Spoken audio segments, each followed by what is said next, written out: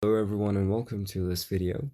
In this video we're going to be talking about some questions in integral calculus and how you can solve these questions. So we're essentially going to talk more about the core ideas behind how we can solve questions in integral calculus. So before we start the video, there's something that I must make clear. We will be using these various formulae throughout the video. So if you haven't already memorized these formulae, I would highly recommend you to pause the video and memorize all of these formulae before we start, because you'll not understand the video without actually knowing all the formulae. So before we actually, something that I also must make clear is this is going to be a part of a 4-part series. So this is part 1, in which we covered the basics. And part 2 is all going to be about U sub. Part 3 is going to be about trigonometric substitution, so trig sub. Then part 4 is going to be about IBP and definite integration. Now, if you don't know what IBP is just integration by parts. So yeah, this is going to be the first part of this 4-part series. I will be uploading part 2, 3, and 4 soon, so do stay tuned. But for this first part, and the thing is, I'm trying to make all of these videos as short as possible because I want to cover as much information as I can within the shortest time. So now the core ideas behind part 1, the basics, are these. So idea number 1 is the goal. So our goal in any question from part 1, so any question from the basics, is to make the given function reach a form where a formula is applicable. For example, let's say I have integral x, or the square root of x dx. So there is no direct formula for the square root of x dx. However, we do have a formula for x power 1 by 2 dx. So you must be able to see that the square root is also 1 over 2, and we have a formula for 1 over 2. So that is essentially what I mean by goal number 1. We have to make the function reach a form where a formula is can be applied. So make given function reach a form where a formula is applicable. And this is the true for any question from part 1. So for any basic question, if you're given a function, you have to make the function reach a form where a formula is applicable. And number 2, if the function is with the difference of radicals, multiply with its conjugate. So for example, if I have a function 1 over the square root of x plus the square root of 2. Now what I have to do if I have a function like this is multiply this in both the numerator and the denominator by its conjugate. So if I have the difference or even the sum of 2 radicals, then I'll multiply the numerator and the denominator with the difference or the sum, which is, well, the conjugate of the radicals. So this term, we find its conjugate and multiply in the numerator and the denominator by this, and we can further simplify in order to reach a state where a formula is applicable, which is our goal. So that's number 2. And for number 3, in trigonometric functions, having an exponent, try to express the function with a coefficient. Now what I mean by this is if I have a function, let's say the integral of sine cubed dx. So the problem is, if I want to find this, there is no direct formula. Because of that, I'll have to express this sine cubed x as a term having a coefficient. So for example, dot dot dot sine maybe 3ax something something. So I have to express this as something like this, because if I have an exponent, I do not have a direct formula for that. But if I have a coefficient for the angle, then I have a direct formula for that, which you can see, of course. Well, I haven't written for the coefficients, but basically, if I have a coefficient, for example, if I have cot ax dx, then I just write over a and a over here. So if I have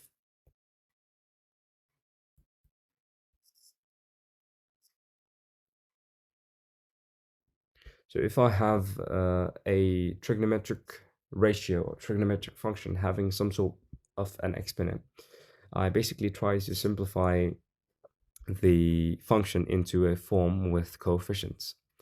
And the reason for that is I have a formula for the term having coefficients, but not a formula for the term having an exponent. So that's number 3. And for number 4, you have to learn algebraic / trigonometric manipulation to get the desired form of a function. So an important thing about the basics is you have to learn algebraic and trigonometric manipulation. So for example, if I'm given 1 over sine squared x times cosine squared x, I'm asked to find integral 1 over sine squared x times cosine squared x dx. You could essentially solve this perhaps in another way, but one of the easiest, if not the easiest way to solve this, is by substituting 1 over here with sine squared x plus cosine squared x. From this, we can easily get an answer. However, if you do not see this relation over here, if you cannot substitute 1 with sine squared x plus cosine squared x, the problem becomes unnecessarily complicated. So you have to learn algebraic and trigonometric manipulation, and you have to try to notice patterns. So if you can notice a pattern, then it will be easy for you to solve questions in integral calculus. Also, you must know simple trigonometric identities, and in particular, identities such as cosine squared x minus sine squared x is equal to cosine of 2x, and 2 sine x cosine x is equal to the sine 2x. Identities like this are very useful because notice that I can use this identity over here in order to reduce the exponent into a coefficient, and identities like this and this are also very useful in manipulating the terms in the question. Also, try to simplify functions.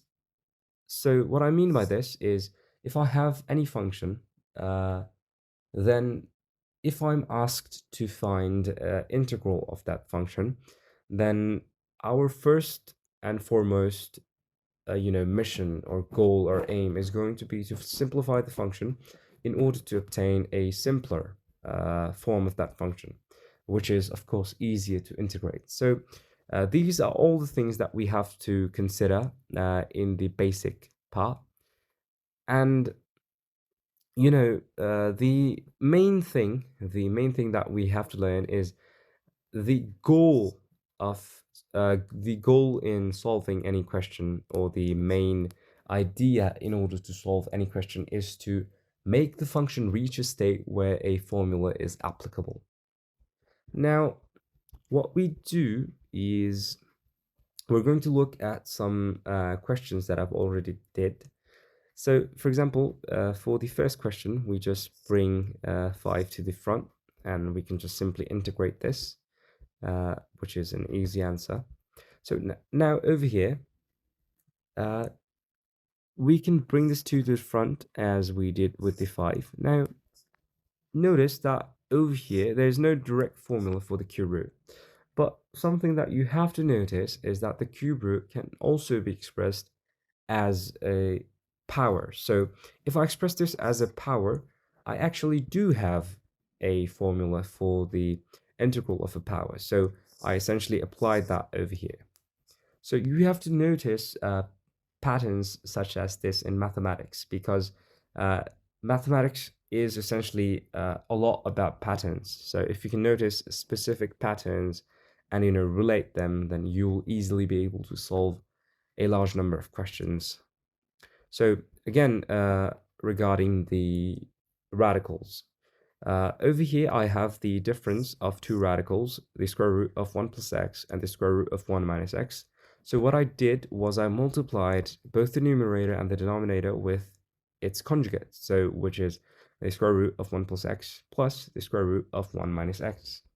And on the denominator, this just simplifies to 1 plus x minus 1 minus x, because, well, if I multiply with its conjugate, then I'm left with the difference of squares. So this, from which I can, eliminate the radical sign. So I'm left with this, and with further simplification, I get somewhere over here. And from here, you can just simply use a few elementary formula back in this section.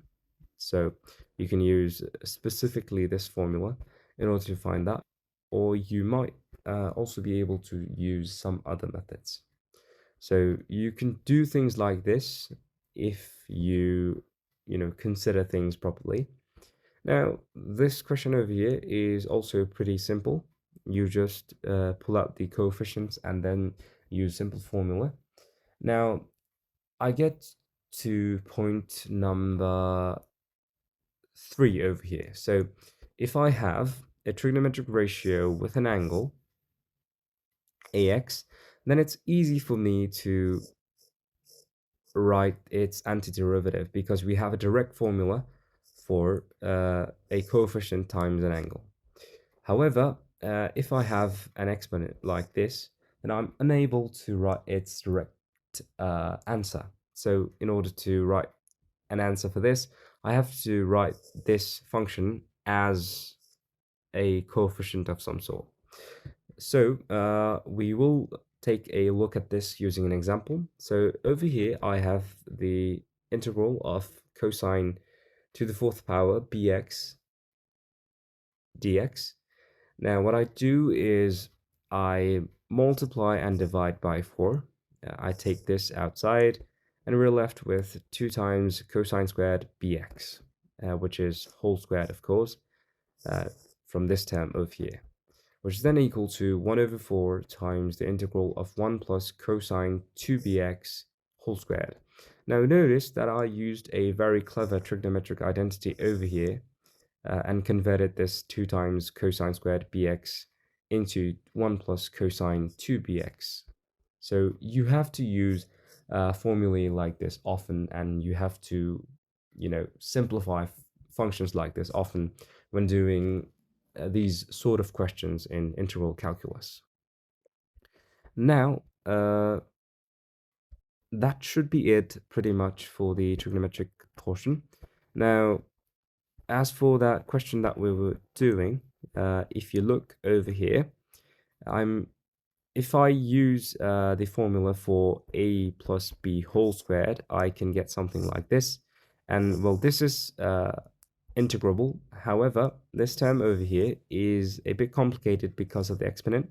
But if we repeat what we did over here, so in these 2 or 3 steps, if we repeat that over here, we can essentially reach something like this. So, which is, of course, of which we can calculate the integral.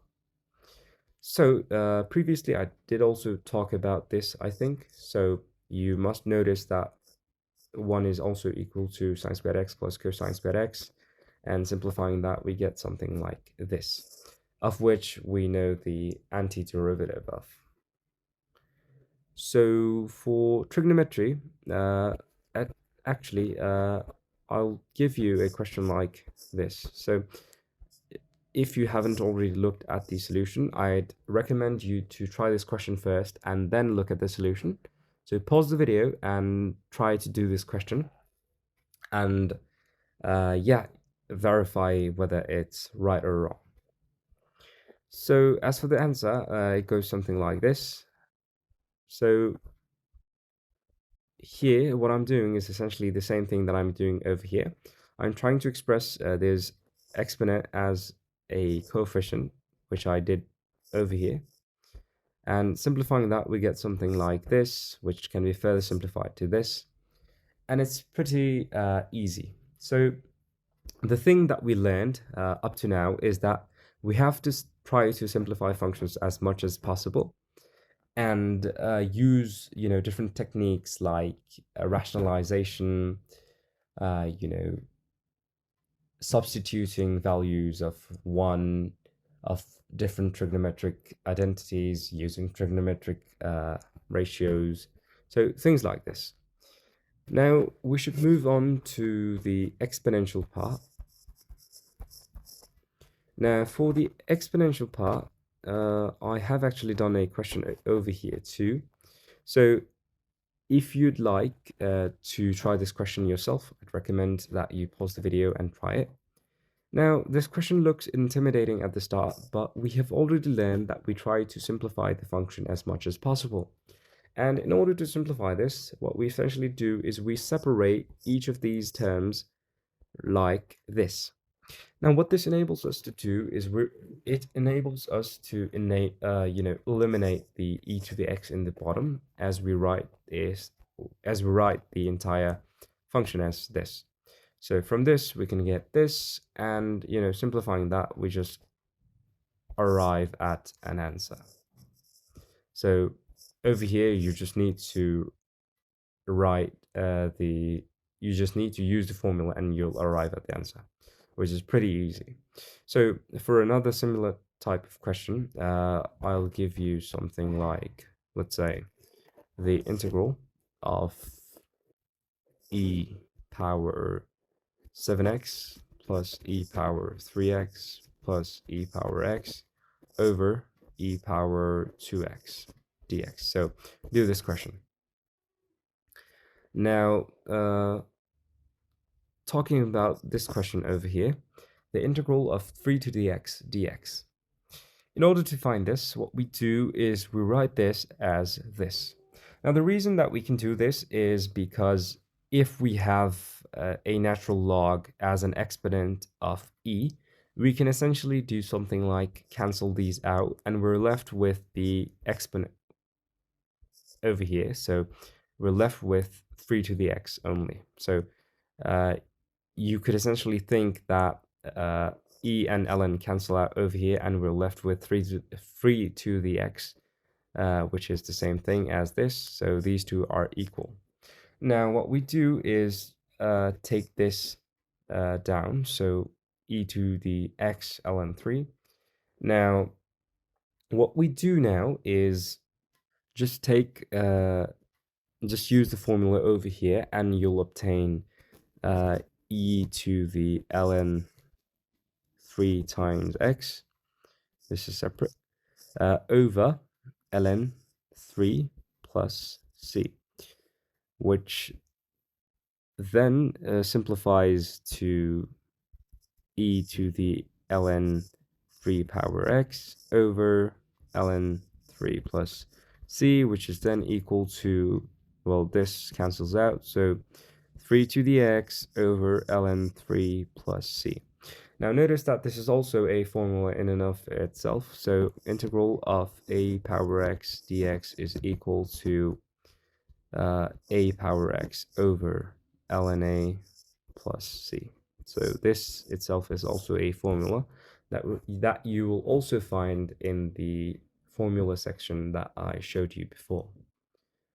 Now let's try another question from this topic. So let's say I have the integral of e power ax plus e power minus ax squared dx.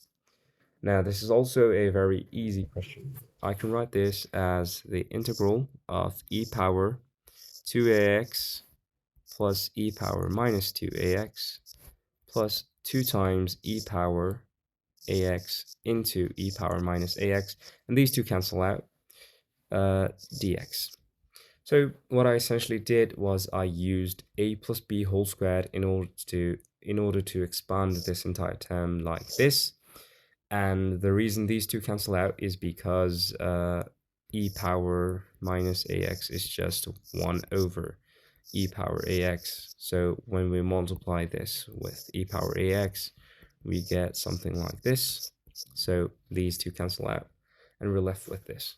So from this, we can write this as the integral of e power 2ax dx plus the integral of e power minus 2ax dx plus 2 times the integral dx. Integral dx. So it works something like this. So this is essentially going to be it for this video. I did want to make it as short as possible, but it became very long. So I do apologize for that. However, I just want you to keep these points in your mind. And if you encounter any problem from this basic portion where you don't have to do things like U substitution or trigonometric substitution or integration by parts, then you have to just try to simplify the function in a way that will make the answer visible. So yeah, that will be it for this video. In the next video, we're going to be talking about U sub, so do stay tuned for that. Thanks for watching to the end. Yeah, so that'll be it.